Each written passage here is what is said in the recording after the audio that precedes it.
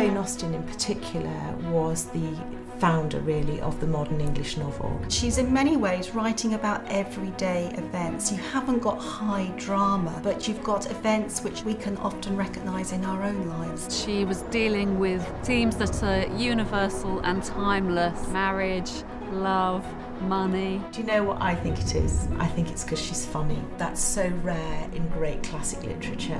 Jane Austen's characters are so wonderfully constructed. They're real people, they're rounded characters, and they're people I think a lot of us can recognise from our own lives. It's very important to preserve Jane Austen's novels and literature of the period because we want these to be studied by future generations. When I read, for example, Sense and Sensibility when I was 17, I was Marianne. When I read it years later, she was like my daughter. I had completely different sympathies. The girls in Pride and Prejudice, for example, I could give you actual examples of how my daughters have behaved. And I think as women, we see ourselves in those characters at different periods of our life.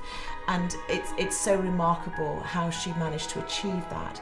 And isn't that what great literature is about? A friend and a mentor throughout your life. And that's what Jane Austen has been for me.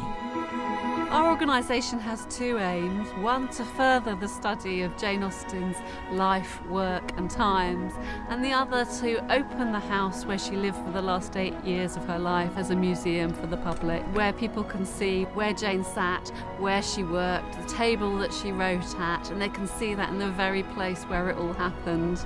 The mission of the organisation is to facilitate and promote the study of early women's writing from about 1600 to 1830. We have people who'll come to visit us from all over the world, all ages, all backgrounds, all interests, and very often Jane Austen is the hook.